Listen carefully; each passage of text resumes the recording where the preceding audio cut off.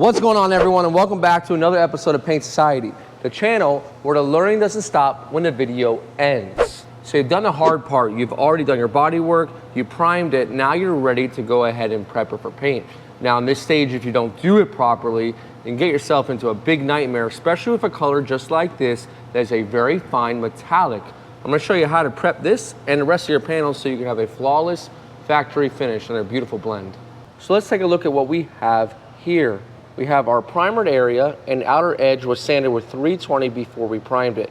So this is gonna be a blend panel within here and our blend panel in our rear door. The very first step we're gonna wanna do is get some wax and grease remover, solvent base, and just clean the panel. This is gonna ensure a nice clean panel, and our sandpaper is not gonna clog. We're not gonna be wiping any contaminants or sanding any contaminants into the surface once we're done cleaning here. Then we'll tape off our panels next to what we're sanding so we don't get any scuff marks on what we don't want.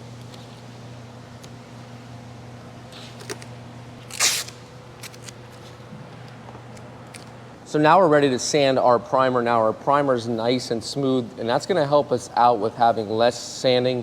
We don't have to go through orange peel or anything like that. That's why it's so important to lay your primer on smooth and have a good primer gun. Now, we're gonna be using a dry guide coat. Now, when you use this, what you're gonna wanna do is rub it in circles. And what this is gonna do is when you go and rub it in circles, it's getting into all the different little crevices or different areas where there could be a stray sand scratch from our previous grit when we did the body work. But we refined our body work in 320 before we primed it to make sure we have a nice smooth finish. So we're ready to sand our primer and get our blend scuffed up. Now we're gonna be using Abrasives K-Grit. Now the K600 will cut like a P320, the cutting speed, but leave a beautiful K600 sanding scratch. We have our little sanding blocks. Now this is perfect for just small little jobs just like this. And we'll just go ahead and go in a X pattern. Now the beauty of this is knowing that I'm not putting an aggressive scratch in my surrounding area. I'm not gonna be sealing this one. I'm just gonna be basing it and clearing it. So I wanna make sure that I have a nice foundation. Otherwise, I'm gonna see it in my metallics. It's always a good idea to keep that wax and grease remover handy. And in between coats, just kind of clean it out, see where you're at. Check your body work once more. So just like that, we have a sanded primer finish, which is good for paint. We'll go over this with our 800 with the rest of the panel. And once more, guys, with a good primer gun, you're gonna lay down some smooth primer that will cut the time in half when it comes to sanding down.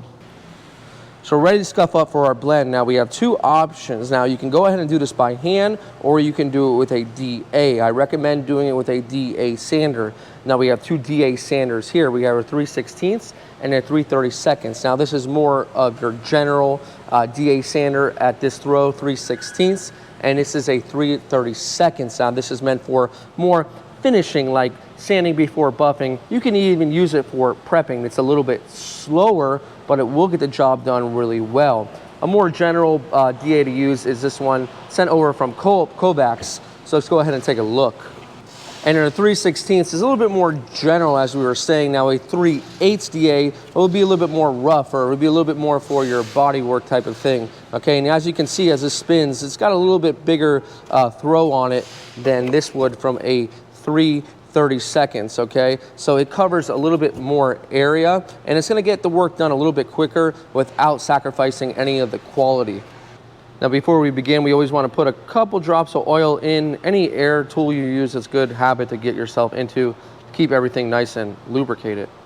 So an interface pad is going to go ahead and take away the harshness of the direct sanding from the backing pad. It's gonna disperse the sanding area and make it softer and smoother. I'll show you that on the panel.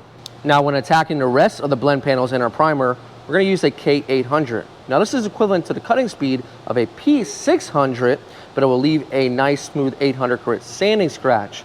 Now in this particular color, I wouldn't go anything less than the 800 because you don't want those metallics to settle into your sanding scratches. This is a hook it, meaning that it is a Velcro. Stick it would be an adhesive type of backing. I'll come over to my primer area once more and I'll give it a guide coat And what this is gonna do is it's gonna make sure that I've removed all those 600 grit scratches. And with the DA, it's gonna leave a smoother finish than it would by hand. You guys know the saying, less is more. Well, a lower speed is gonna give the DA a chance and the sandpaper to do its job. Now we have a trigger control here for speed, and we'll run it very low.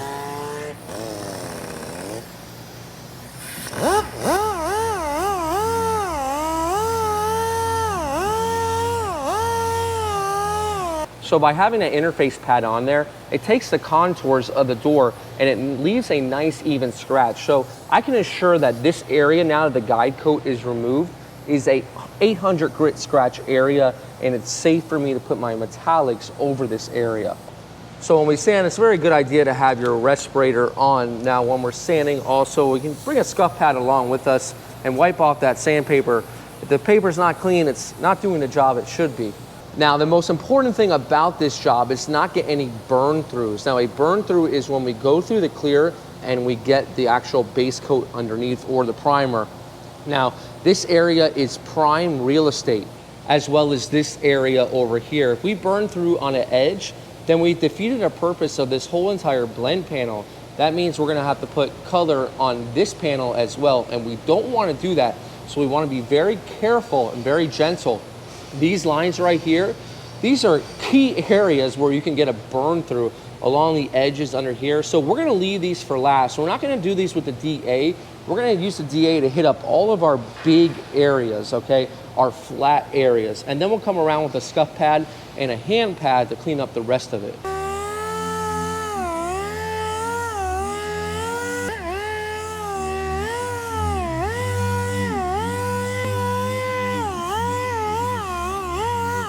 Let's take a look at what we have so far. Now, we're not trying to make this panel dead flat. We actually want to keep a touch of the texture in there, so when we go to clear over this blend area, it still matches up to the rest of our panel.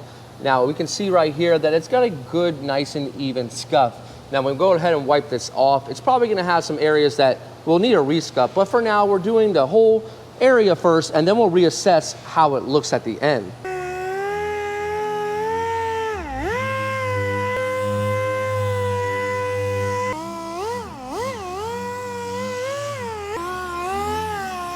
So with the first panel sanded, you can see how I left all these edges still glossy.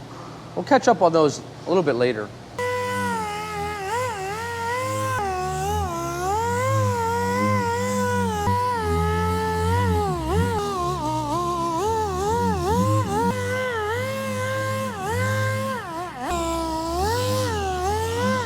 Both doors, the main areas have been scuffed up. Now I'm gonna show you how I attack the other areas that still glossy.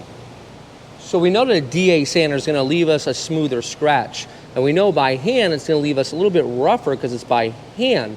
So what I'm going to do is I'm going to step up to 1,000 grit. I'm kind of going to play it safe here. Now all we're looking to do is really just dull the surface. We don't need to cut it down and flatten it out. It's just a blend panel. So we have a hand pad here that we'll go ahead and we'll stick it onto the actual pad here, and we're going to go around the areas that are a little glossy and just give them a little scuff.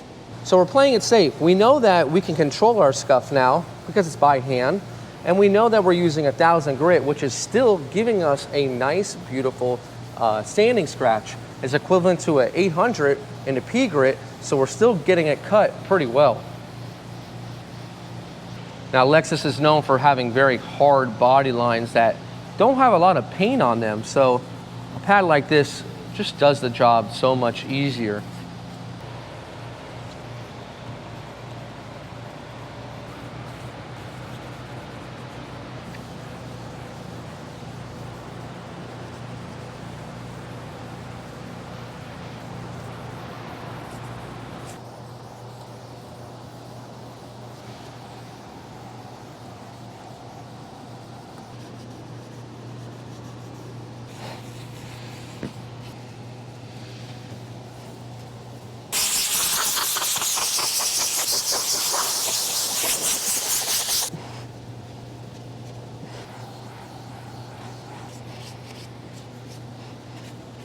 So it's all been scuffed up. Now we're gonna take it a step further. Let's say we were painting a solid color. We could just 800 it and be done pretty much, maybe even 600 in the flat areas. Now, since this is 1J7, a very fine metallic, we're gonna step it up one more grit. Now, we have our 316 sander. It was a great general sander for everything. I mean, you could do bodywork this, sand, mud, primer, all that good stuff. Now, since this color is a little bit tricky, we'll go ahead, we'll step up to the 332nds, okay? We'll leave a little bit smoother finish with a 1000.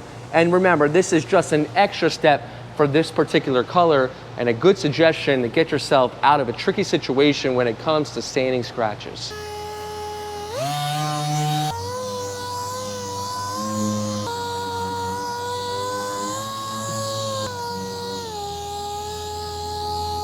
So I'm a clean type of guy, and I like to wash my cars before I take them on for a date. Now, what do I mean by that? Let's pretend you're going on a date and you just played a full game of football with your friends. Would you take some wipes and clean yourself off? Or would you take a shower? I'm taking a shower, and for that shower, we're gonna use a prep and abrasive cleaner. Now, I have an old scuff pad, and we're not using it to scuff because I don't want to put any scuffing marks into it. We're just using it as an applicator for our soap to get all that dust and debris out of those sand scratches to make this nice and clean. And what I mean by that is this gray scuff pad is equivalent to 800, but not anymore. It's been hanging around for a while, so it doesn't really have any abrasive to it. And I just want to use it for the soap to move around. And that soap, once again, is Bulldog Abrasive Prep and Clean. It's got fine grit in it. It's gonna clean and give the surface a good finish for paint to stick to.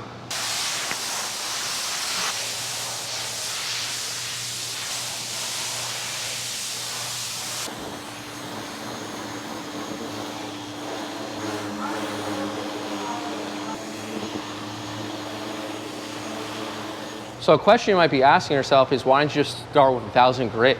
Well, 800 grit is really gonna cut it down. Some of these clears can be a little bit tough, and if we started with 1000, we'd be there all day long. 1000 and 800, there's still enough room there to recover from the sand scratch, so that's why we went ahead and finished it off. Now, if we were just doing a solid, like we said before, we just go ahead 800 the whole thing. Let's take a look and see how much material we actually used. Now we have 3 different grits and 4 papers, okay? So we started off of our K600. Now our K grit gives us a lot of life, so we still have a little bit left on this paper. Our K800, we went over the whole panel. This paper's done, but we still have some life in our hand pad, our K1000, and we used our K1000 DA paper over the whole entire surface. So a quick and easy way to save some money and some time by just using the K grit right here, which I really love.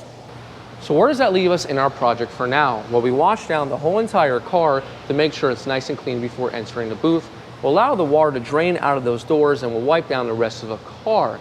Now, this particular project is just to show you how to prep your panels. If you had not prepped them properly for this metallic job, you would never win the fight that would occur inside of that paint booth. So it's very important to remember that 99% of this is prep. Now, this is a prepping video, so we'll go ahead and we'll speed things up, and I'll show you how the paint process goes in the booth, and we'll take a look at our job when it's all done.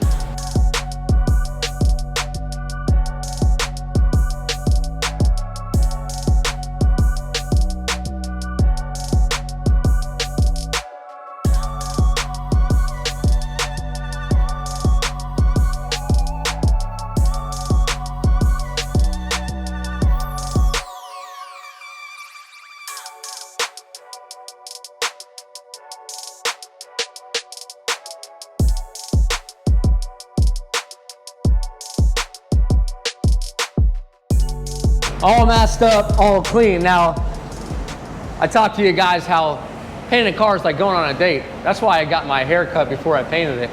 You gotta take the steps necessary to be successful in the end. Now, for this particular color, to take a step further, I'm using extra slow reducer, and that's just gonna help with our metallics to make sure that that ending where the metallics end, or the end of the base coat where I'm blending, it's nice and smooth and not dry. If it lands dry in this area, it's gonna be crusty, and that crustiness is gonna be a halo or a dark spot around my blend, and we don't want that. So enjoy the next few steps, enjoy the stub titles. Let's go ahead, let's get this paint wrapped up, and let's see what it looks like.